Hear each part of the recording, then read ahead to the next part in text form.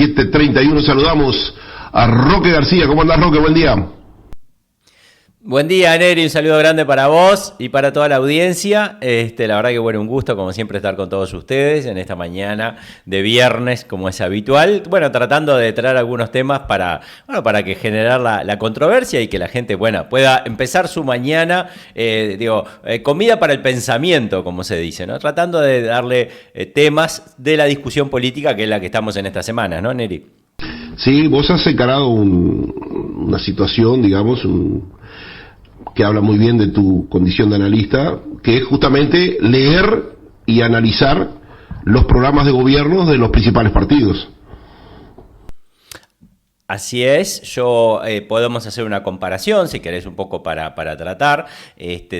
Para mí el mejor programa de seguridad es el programa de Cabildo Abierto, sobre todo porque trata del problema que tenemos, que es las cárceles. Es decir, lo he dicho varias veces, pero siempre es bueno repetirlo, la política de seguridad tiene 3 grandes áreas, que es prevención, represión y rehabilitación. En Uruguay ya sabemos dónde están los presos, porque los delincuentes son los presos, porque los delincuentes cuando salen de la cárcel vuelven a reincidir, o sea, no hay que buscar demasiado. La policía sabe quiénes son, los han agarrado, muchos de esos jóvenes tienen muchísimas entradas. Lo que pasa que al salir de la cárcel vuelven a delinquir. 80%, 77% es la tasa de reincidencia en los primeros años, prácticamente el 100% vuelve a delinquir. Entonces, Cabildo Abierto, con el trabajo obligatorio en las cárceles, toma la bandera que en su momento la planteó Bordaberry, que es lo que en el mundo se hace. En Noruega se hace, en algunos estados de Estados Unidos, en Alemania, en Suiza, en muchos países, en Japón, en Corea, en China. Entonces esos países, cuando un juez te pone una condena, te condena además a trabajar de lunes a sábado, 8 horas diarias. Si vos estás en la celda y no querés salir, ese día no se te cuenta para la condena. Está pronto, haz lo que quieras, pero no vas a salir nunca. Trabajo obligatorio para los presos es lo más importante y es la mejor medida de todas las medidas que se pueden hacer para rehabilitar a los presos. Cabildo Abierto habla de eso. Lo que es cierto, también lo decís, Cabildo Abierto ha sido bastante renuente a usar las Fuerzas Armadas en la acción directa contra la delincuencia. También es cierto que el Partido Nacional habla de un modelo antimafia, no lo dice directamente, pero algunos recordarán que lo hablamos en la columna, de que un modelo antimafia tiene mucho de meter las Fuerzas Armadas en tareas de inteligencia, en tareas de detención de delincuentes peligrosos, en tarea de protección de los jueces. O sea, el modelo antimafia que el Partido Nacional pone en el programa de gobierno es un modelo que prevé la incorporación de las Fuerzas Armadas en situaciones en que el valor de las Fuerzas Armadas tiene sentido, porque, insisto, poner una persona a patrullar en la calle, pero no puede ni siquiera pedirle documento al que pasa por ahí, es una figura. Sacar las Fuerzas Armadas a la calle implica sacarlas con todo el peso y con toda la capacidad que tienen, si no vamos a estar, desgastando gente y obteniendo una sensación.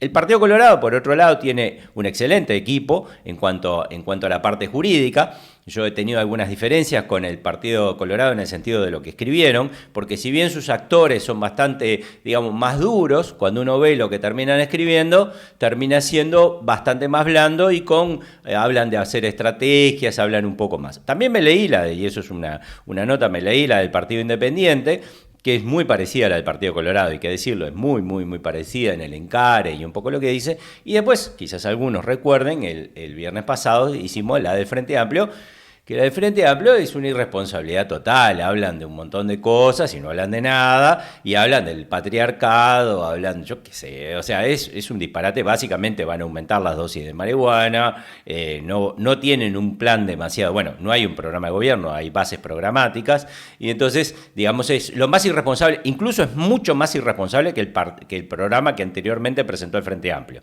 Es decir, si uno ve las bases programáticas de este periodo y las bases programáticas con las que se presentó Daniel Martínez, la de Daniel Martínez era mucho más dura de la que son en este periodo. O sea que eso es un poco el panorama de lo que tenemos en seguridad en este momento, pero a mí me gustaría empezar la columna rápidamente, yo sé que me estoy quedando sin tiempo, para decir que cómo la gente vota, o sea, cómo vos pensás que la gente vota, o cómo en el mundo se estima, porque nadie sabe qué es lo que al final terminás decidiendo poner un sobre en la urna, se estima que la gente vota en base a 3 grupos de motivos. No sé si te parece, arrancamos por ahí.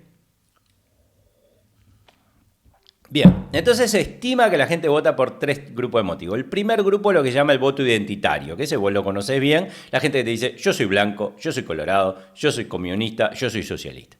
Ese significa que la gente se identifica tanto con el partido que forma parte de su identidad. Eso es muy común.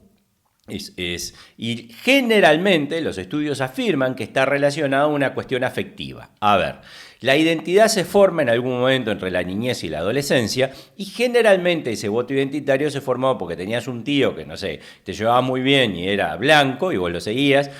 O pueden ser estímulos positivos o estímulos negativos. No sé, el padre de una persona era de Pacheco, esa persona se llevaba muy mal con el padre, terminó votando a la izquierda, terminó votando el Frente Amplio. Ese voto es identitario y como la identidad se forma antes de que puedas votar, en realidad cuando entras al círculo de tomar decisiones electorales, vos ya tenés la identidad. Ese es un voto muy difícil de cambiar.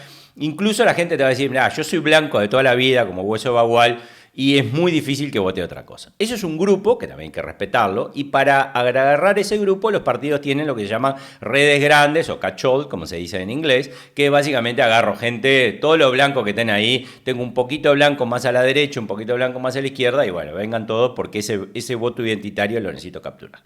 Después está el segundo nivel el segundo grupo de motivos, que es los motivos, digamos, más reflexivos. Las personas piensan, escuchan, leen. Yo tiendo a pensar que son la mayoría de los oyentes de tu programa, porque a la gente que le interesa la política le interesa, como vos decís, habemos gente de Partido Nacional, Partido Colorado, Frente Amplio, Cabilda, antes Independiente, del Partido de Lutz. O sea, hay un montón de gente que participa en estas audiciones que son de política y si lo que nos escuchan es porque quieren decidir pensando y escuchándolos a todos. Ese es el voto reflexivo, es el voto que la gente piensa sobre todo, digamos, en lo mejor para el país, lo mejor para la sociedad. Es un voto informado y es el voto que es donde generalmente están los indecisos, son los últimos en decidirse. Si bien tienen alguna idea, todavía no se han decidido. Yo sé que dentro de días vas a dar una encuesta, a la última que te escuché creo que estabas entre el 11 o el 14%, no me recuerdo, de indecisos, pero es un porcentaje importante de gente que todavía no decidió su voto y es muy respetable porque tienen para decidir hasta el último momento de poner el sobre. El tercer grupo, que también es muy respetable, es el voto por interés. Es decir, yo tengo un interés, porque no sé, tengo una empresa constructora y la intendencia de tal departamento de Montevideo le da contratos a mi empresa y yo quiero que sigan ganando esto, porque yo con esto hago plata. O puede ser un interés de la empresa, puede ser un interés hasta familiar. Bueno, mi señora trabaja para el diputado no sé cuánto, si al diputado le va bien, a mí me va bien. Es un voto por interés. Y el voto por interés es tan válido como el voto identitario o como el voto reflexivo. No hay estadísticas porque es muy difícil de ver, pero el voto por interés es muy importante y más hay una frase célebre que dice es la billetera, estúpido, como diciendo, te tenés que dar cuenta que si a la gente le tocas el bolsillo, la gente va a reaccionar y te va a dar el famoso voto castigo. ¿Por qué es importante que hablemos del voto interés? ¿Y cómo ponemos el voto interés? Esta es mi opinión en relación con la gente. Voy a decir algo que va a dar polémica, pero después lo voy a tratar de explicar rápidamente. Yo creo que si una persona es mujer y empleada pública, tiene que votar al Frente Amplio. Porque el Frente Amplio siempre va a favorecer a los 300.000 empleados públicos, que son el 20% de la fuerza laboral, y siempre va a favorecer a las mujeres. Es lógico, uno lee su programa de gobierno, está ahí. Ahora, por el contrario, si una persona es un varón y es empleado privado y vota al Frente Amplio, y después que aguante como un hombre, porque en el programa de gobierno te están diciendo que quieren destruir el patriarcado. O sea, de alguna manera todos los que somos padres somos parte del patriarcado, porque patriarca y padre es exactamente la misma palabra. Patriarca viene de padre, de patria. Entonces, si yo soy empleado privado y sé que van a favorecer a los empleados públicos, que van a tener licencia por enfermedad mejor, que van a esto, van a lo otro, y voto la fuerza política que de alguna manera va a favorecer a quien no estoy, lo puedo hacer porque tengo voto identitario, lo puedo hacer por una reflexión, pero no lo puedo hacer desde el punto de vista de interés, porque el partido Frente Amplio siempre va a favorecer a los empleados públicos, siempre lo dicen, lo hacen y lo vuelven a hacer. Entonces, los empleados privados que voten al Frente Amplio, bueno, lo podrán hacer para un montón de motivos, pero de alguna manera siempre van a quedar perjudicados. No sé si fui claro hasta acá. Sí, sí, claro. De todas maneras, no debe haber mucha gente que tome esas bases para luego terminar votando, por lo menos las últimas bases que hablaste. Eso, mientras vos hablabas, yo reflexionaba en algo que muchas veces dije. Por supuesto, se transformó en una especie de delirio porque no tiene ningún asidero con la realidad y nunca va a ser posible implementarlo. Pero qué bueno sería que las sociedades votaran con voto calificado y no el tipo de voto que se vota en nuestro país, ¿no? En donde el voto de un desclasado, de un inconsciente, de un ignorante, vale lo mismo que el voto de una persona que piensa, analiza y estudia. Bien, es una posición, yo realmente creo lo otro, yo creo que cualquiera de nosotros tiene la capacidad, lo que hay es mucho engaño. Entonces, una de las cosas que le pasa a los empleados públicos, que son 300.000, es que si vos, menos los militares y los policías, el resto son casi todos empleos digamos, de cuello blanco, o sea, lo que se llama, son empleos de oficina. La inmensa mayoría de los empleados públicos en Uruguay son oficinistas, son todos los profesores universitarios, son todos los médicos que trabajan en los hospitales públicos. O sea, el empleo público en Uruguay es calificado y la gente calificada tiende a atender, tiende a poder, digamos, si tu médico de cabecera vota el Frente Amplio, vos tendés a pensar que el Frente Amplio es una cosa buena.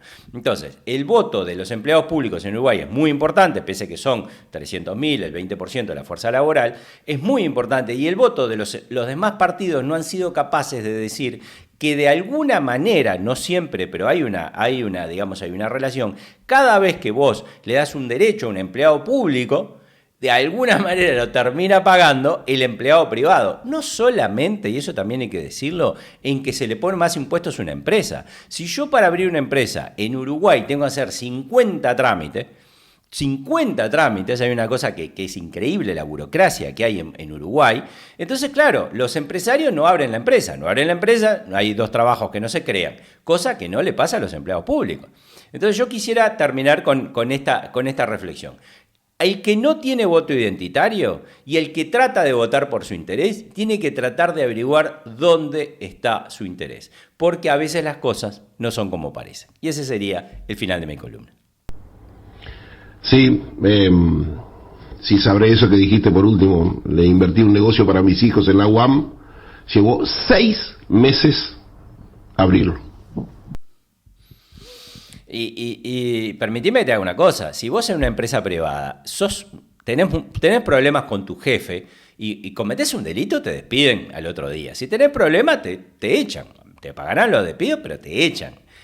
En el empleo público no solamente es difícil echarlo, sino que hay un caso que no lo recuerdo, pero lo voy a mencionar en el aire, que hubo un empleado de la Intendencia de Canelones que no sé cuántos años estuvo, que estaba para ser despedido. Y sin embargo estuvo igual. O mencionar las horas extra que pagaron en el casino, la Intendencia de Montevideo, y el casino estaba cerrado. Es decir, los niveles de pequeñas corrupciones que se dan en la administración estatal por la falta de control de los propios jerarcas de la administración estatal son increíbles. Eso en una empresa privada no anda. Si no anda, la empresa se cierra y la gente queda de patitas en la calle. Lo vimos durante la crisis del COVID. Los que pagaron mucho más la crisis fueron los empleados privados que los públicos. Sin embargo, la gente sigue votando partidos que son mucho más a favor de los empleados públicos que del empleo privado. Y bueno, es lo que hay. Te mando un abrazo.